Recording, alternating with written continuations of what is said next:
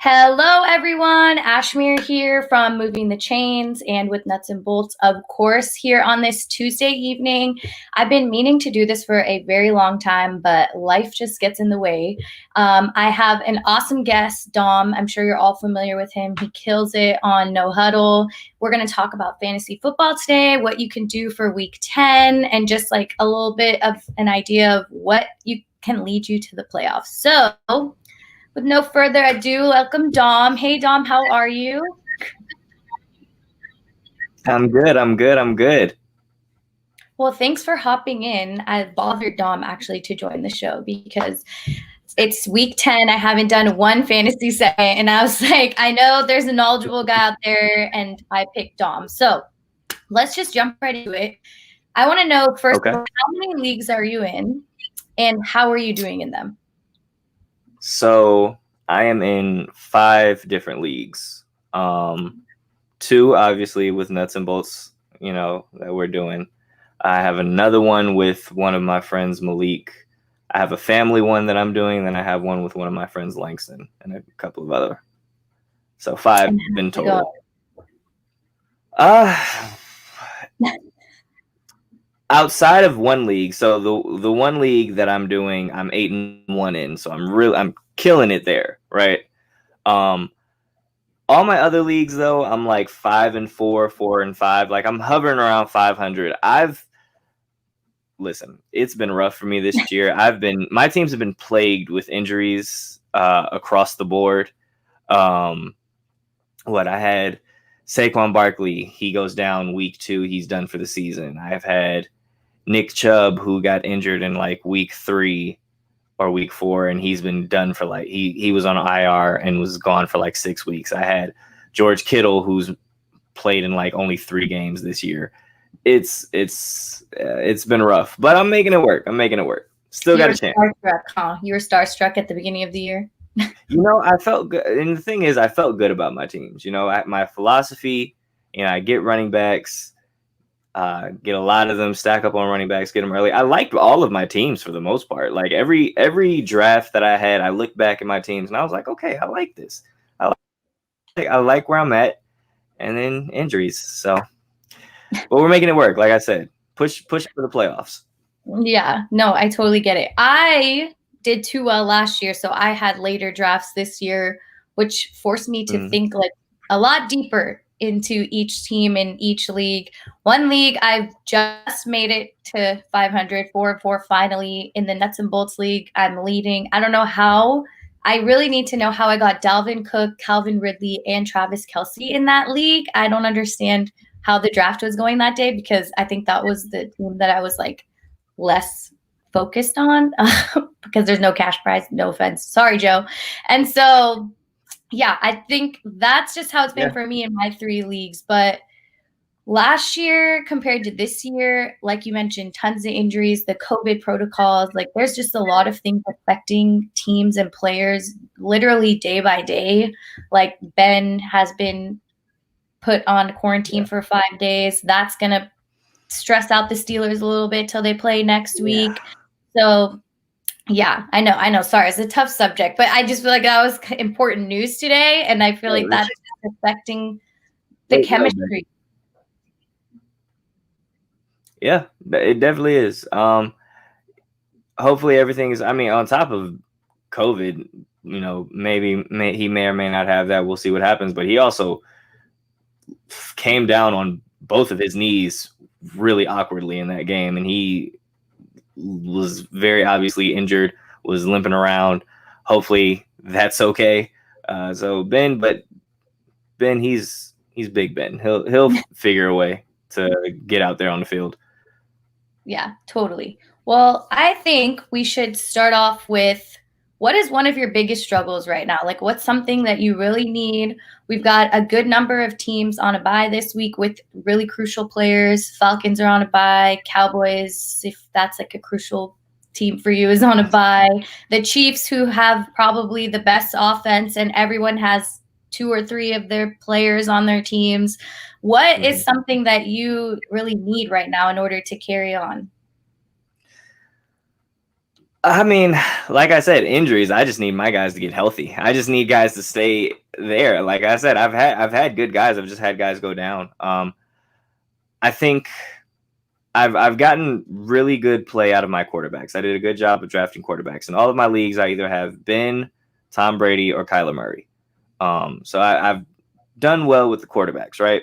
Kyler Murray, who at the beginning of the year actually was one of the guys who I was really big on. He's been, I believe, I think he both ranks of us second. were. Yeah, I believe he is ranked second right now in fantasy points for quarterbacks. He's been phenomenal this year. I also have Josh Allen in one of my leagues. So quarterbacks, I've been fine. One of the things that I will say has been a struggle has been wide receiver. One of the reasons for that, obviously, Odell Beckham Jr. getting hurt. He's done for the season. I had him in like 3 of my leagues, so that kind of hurts. T.Y. Hilton has been a huge letdown this year. I have him in one of my leagues. It's been rough. I mean, rough dealing with him. So I think the position that I need the most out of right now is my wide receivers. I think my running backs are good across all of my leagues. I need better play out of my wide receivers, though. Yeah, for me, it's the reverse. I have way too many receivers. I think I drafted receiver heavy and just assumed that Melvin Gordon was going to carry on with his name, and he hasn't at all. If anybody wants to trade him, you can have him. I think he was one of the players. I mean, it was an auto draft too. Let me just put a disclaimer out there, but I didn't think it would be a bad auto draft. I thought Gordon would be able to, he's carried on for the last couple of years, but I need better running backs. And I think one running back who has kind of dug himself out is JD McKissick. And I think he is somebody, if he's still pending on any wire or you could lowball a trade, I think that would be somebody that could definitely help you. Antonio Gibson was hyped up, I think, all over the internet at the beginning of draft season, and for good reason. He's a great player, but I also believe that McKissick has, like a veteran title to him, so they're giving him the ball more. He carried the ball 50% plus last week, so I think that's a good player that can help people. I already have him, so I'm not really telling myself that. I'm just telling anyone that needs another running back. But for me, I think the running back position is a little thinner than usual, and it's just due to injuries, and it might be due to people hogging the players on their lineup. But that's true. For receivers, I mean, I don't know. Do you need Curtis Samuel? I think he could be someone you could totally pick up. So I was going to say Curtis Samuel has been doing really well as of late. Surprisingly, this Panthers offense, like the Panthers receivers have been surprisingly putting up numbers. Like I didn't expect them to get it. Like I didn't expect Joe Brady to really like his impact to be felt on this offense immediately. But all of them, Robbie Anderson, DJ Moore, Curtis Samuel, like they've all like now they kind of take turns in having the big games, but they've all been really strong and productive for the majority of the season. Curtis Samuel is going absolutely crazy. Speaking of the Panthers and running backs, Christian McCaffrey, obviously he comes back, but I still, and this is obviously me maybe giving a little bit of a shout out to Mike Davis because he and I went to the same high school. But Mike Davis has been playing really well. Oh yeah. Shout out Stevenson High School, Jaguar pride all day. But Mike has been awesome for Carolina. And if you're someone who needs a running back, and Mike Davis is still out there, like if he's still on waiver wires, I would say definitely go pick him up. I understand Christian McCaffrey is coming back, or he is back. Now, he did seem to injure his shoulder or his ribs these last games, so he may miss more time. We'll see what happens. But I still like Mike Davis a lot as a running back or like a flex or a RB2 position.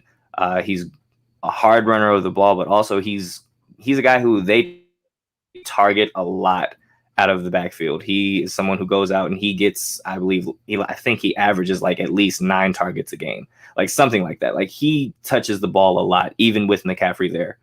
So definitely go for him if you need a running back and he's out there. Yeah, no, I completely agree. I think the Panthers offense after that Raider game, they just changed their whole momentum. I think everybody's been able to depend on Teddy except for that little Falcons matchup. But I thought that was going to be a toss-up either way. But Yeah, no, I agree with everything. I would be surprised if Mike Davis would still be out there because everybody in my league, once CMC was hurt, it was like a done deal. Yeah. Well, I was gonna say, some people saw Christian McCaffrey come back and was like, oh, okay, don't need Mike Davis anymore. So if you're in a league where somebody did that, go ahead. I wish that was me, dude. I really need a running back.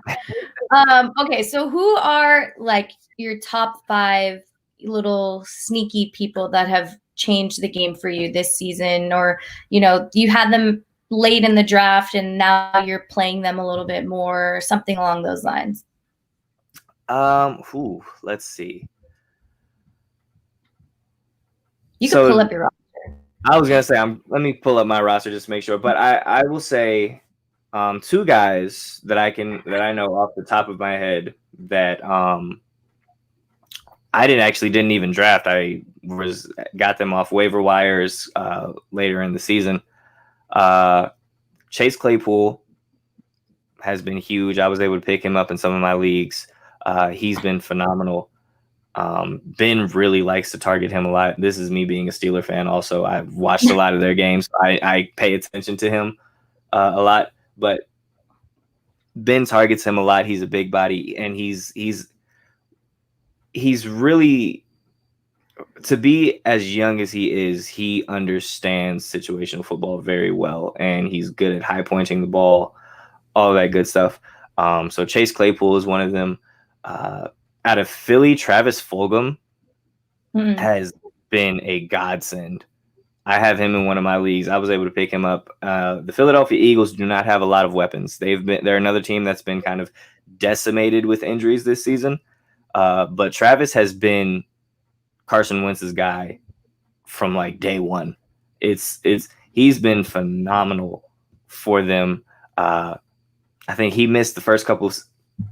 He missed the first couple games of the year. I believe the first 3 games, but then after that, he's had double-digit points in every game that he's been in. He's a touchdown machine. So he's been awesome. Yeah, no, I agree. I drafted, I don't know why, Deshaun Jackson late because I just had faith that he would be as he was last year. And that's the thing with him. It's like, because you could see it when he did come back for the one game that he's basically played in this year, right? Before he got injured again. When he came back, that first drive, they tried to get the ball in his hands like 5 times. Like when he's there, he's a crucial part to their offense. Like they want to use him a lot when they get him. It's just he can't stay on the field. And that's kind of been the problem so far. Yeah, no, I completely agree. I totally get it. Well, I had some questions. I posted an Instagram story with like Q&A for people that had a question. But first we'll answer one that's on here. So if both are healthy, Joe Mixon or James Conner this week? I'm already going to say James Conner, no questions asked, but that's just me. What do you think? I'm actually going to go with Joe Mixon. The Steelers defense has been giving up a lot of rushing yards these past 2 games. And Joe Mixon, I think, is one of the more underrated running backs in the league. Like he's very quietly probably one of the 10 best running backs in the league. But because he plays in Cincinnati and no one watches them and they lose a lot of games, no one really cares. Joe Mixon is really good, though, like really good. I would definitely play Joe also because in Cincinnati, you have Joe Mixon there and they have Giovanni Bernard, who's still kind of, he's kind of a scat back. They have him situational things like that. But Joe Mixon is kind of the workhorse there in Cincinnati, right? Whereas James Conner, he's the main guy, but they kind of do have a stable of running backs. Like they have McFarland, they have Benny Snell, they have Jalen Samuels, and all of those guys get touches throughout the game. So I would probably go with Joe Mixon just because I think point blank period, I think he's a better running back than James Conner. I also think that the Steelers defense has been kind of susceptible to giving up some big runs as of recently. And I think you're just going to get a lot more touches out of Joe Mixon than you are Connor. Yeah, that's a very good point. I do agree. Connor is like so hot and cold sometimes. It's not the most reliable. Okay, here's another question. Cooper Kupp or Adam Thielen this weekend? So the way that Cook played last week, it's like making everyone wonder if receivers are even worth it in Minnesota. I offered Justin Jefferson up in a trade today because I was thinking, he was peaking and now Cook's back. He's feeling good. And I think he's being utilized a lot more. So I would hit Cooper Kupp, but that's just because I think after Goff was kind of insulted, against the Miami off defense, I think he's trying to make a comeback. And I think Kupp is one of the best receivers right now. So that's my take on it. But let's see what you think. So I actually also like Cooper Kupp in this situation, mainly because if I'm correct, the Rams are playing the Seahawks this upcoming week. And from what I saw, that Seahawks defense this last game against the Bills, and honestly what I've seen out of them all year, that Seahawks defense is bad. Yeah. And it was so bad. Buffalo, and it was funny when I was watching that game, Buffalo and Seattle. Buffalo just decided not to run the ball because they were just like, hey, your defense stinks and you all can't cover us like at all. They threw the ball. I think they threw the ball 23 times in the first quarter and only ran the ball twice. And it worked. Like Seattle's defense cannot cover anybody in the secondary. So that's that. I would say if you want to tip moving forward just for fantasy football, whatever wide receiver is playing Seattle, start them. Yeah, agreed. I didn't want to hate on Seattle fans because I tend to like hate on Seattle a lot. So I didn't want to go all that, but completely agree. The secondary focus all on that run game and not on that passing game. And Josh Allen looked like the star he looked like at the beginning of the season again. Yeah. So the other questions I got today were, one, would you trade Josh Allen for Drew Brees? Well, nice little transition I made there. Yeah, that's a really good segue. Trade Josh Allen for Drew Brees. No. I like Josh a lot. I like the weapons that Josh has more. And Josh is younger. I think he's a little bit more durable. And Drew Brees has been super accurate. However, I do just when looking at Drew Brees this year, I do think that you can kind of see Father Time has caught up to him. Now he's still playing at a phenomenal rate.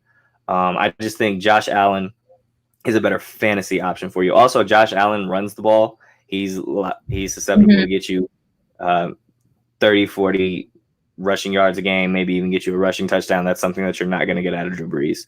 So I wouldn't make that trade. I would, especially just from what you've been seeing out of Josh Allen this year, I'd keep Josh Allen and ride with him. Yeah, I agree. The rushing yards add up, which is why I picked Kyler when I drafted. I knew he was, if he felt like he couldn't get the ball out, he would get the ball down the field either way. So completely agree with that. Another question from the Gram. Oh, not that one. My friends commented stuff. They're like, are you going to trade me Travis Kelce? Like, that's not the question. All right. Rank them for the week. Adam Thielen, Kenny Golladay, T. Higgins, and Antonio Brown. Ooh. So say the names again. Thielen, Kenny Golladay, T. Higgins, and Antonio Brown.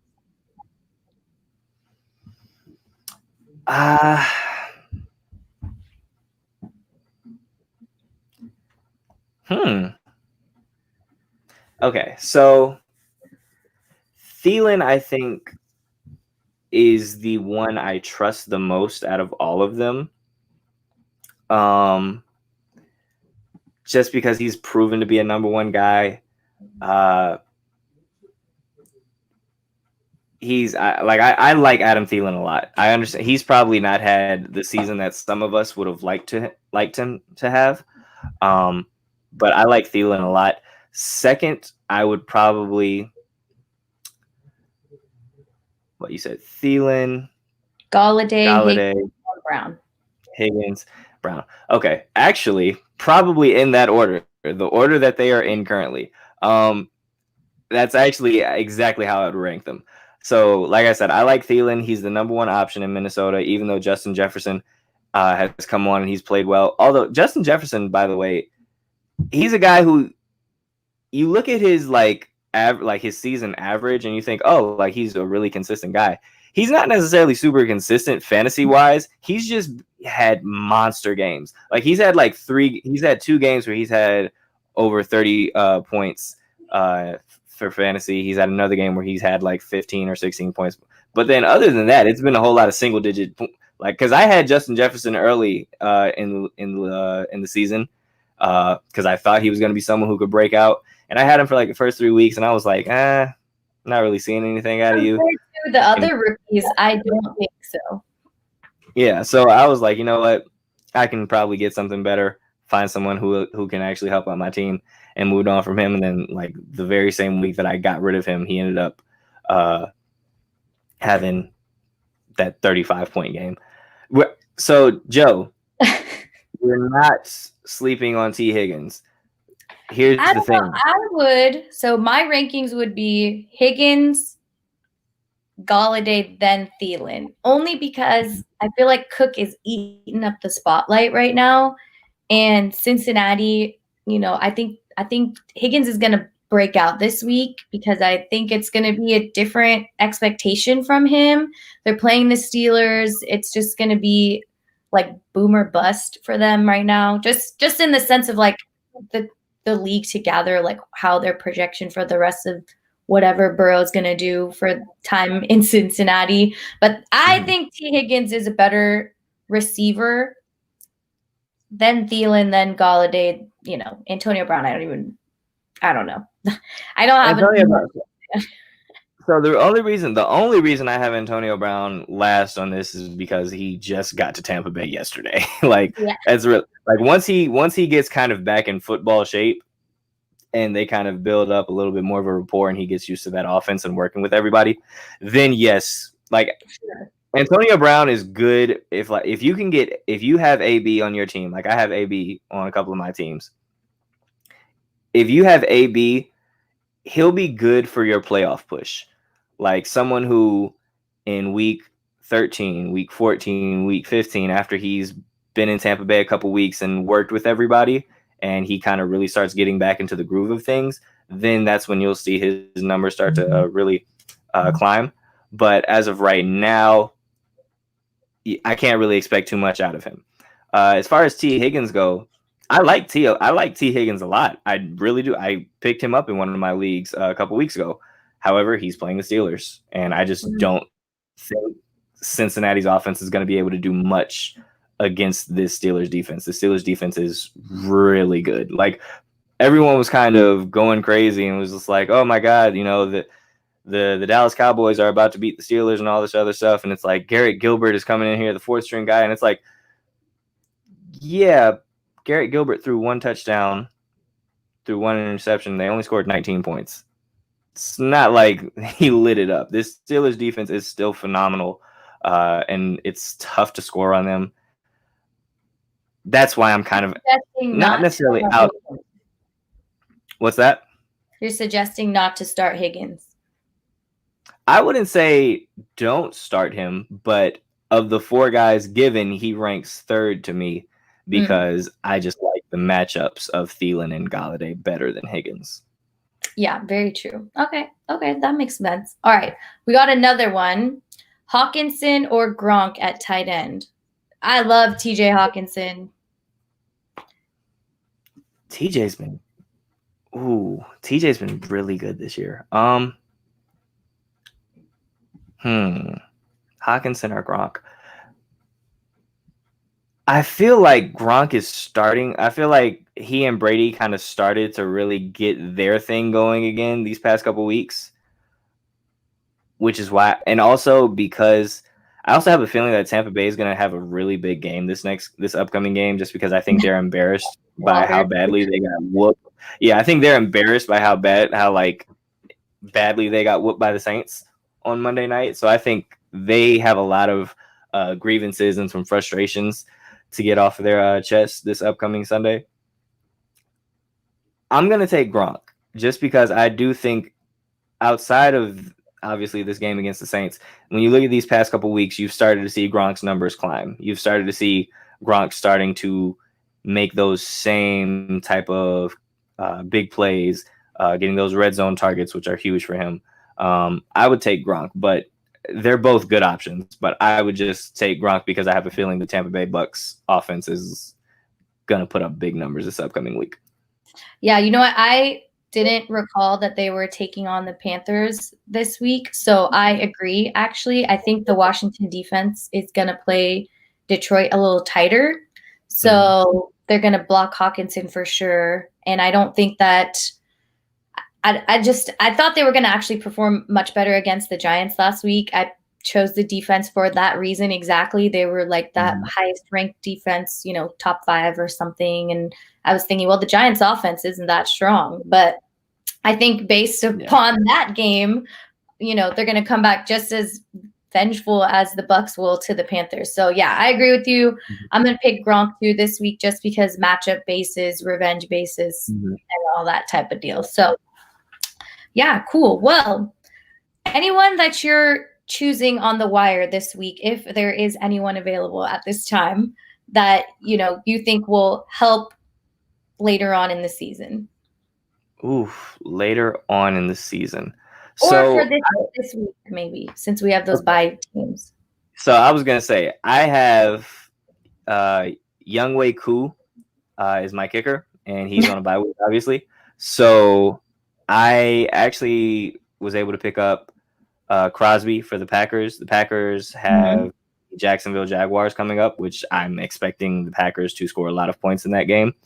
So hopefully that waiver goes through because I feel like Crosby can get me a bunch of – if they end up scoring 6 or 7 touchdowns that game, I will not be surprised, which means he's going to get a whole lot of easy extra points, stuff like that. So that's the only waiver wire pick that I'm making just because, like I said, yeah, I was say I feel pretty good about my team. I told you, I outside of the injuries, I've kind of been able to maneuver and finagle some things. All right. Well, I'm one of those people that drafted Kelsey early because I knew he'd get a lot of reception. So for a tight end person, this is my tough moment right now. It's trying to choose between Logan Thomas or Tyler Higbee. And I'm only thinking of that because like I mentioned earlier, I think the Rams offense is going to continue passing. They're playing Seattle, like you said. Secondary isn't that great. So I'm wondering, should I count on this Alex Smith, Logan Thomas, mid-zone, or should I go for somebody that I think will, make a good number at least for this week to replace Kelsey? Again, just because the Rams are playing the Seahawks, just because they're playing the Seahawks, I would go Higbee just because that they're going to give up a ton of yards. The Rams are a good offense; they can score. It's going to be. It will be surprising if Higbee doesn't do at least something against them, right? Like I said, it's a matchup thing. Especially at this point in the season, when you're looking for things like that, when you just are looking for someone to fill in for a bye week, you don't need them to be super consistent. So then you just start kind of looking up, all right, what's their matchup like? And then it becomes a thing where, all right, who has the best matchup this week? I feel like Tyler Higbee does. True. This is my make or break it week, though, so you better be right. Hopefully. Okay, well, cool. I mean, I hope a little bit of what we said has helped everyone. I have my trades wrapping up this week, but I took a survey on Instagram, and a lot of people don't have it for another couple weeks. So I think as that goes on, we can link up and do what's your best trade for who, if you're tanking and all that kind of stuff. But for now, if you guys have any questions, tweet at Nuts and Bolts, tweet at Dom, tweet at I, and we can help you guys out. Thank you for joining. Thank you, Dom. This has been fun. We can do it again now. I'm excited. Absolutely. Yes. Yeah, and everybody.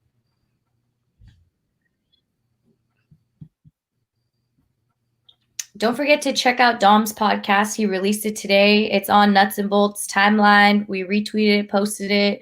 He's filling you in on all types of football stuff. But yeah, everyone enjoy your Tuesday. Good luck. And we'll catch you tomorrow or, whenever you come back to Nuts and Bolts. All right, guys. Thank you.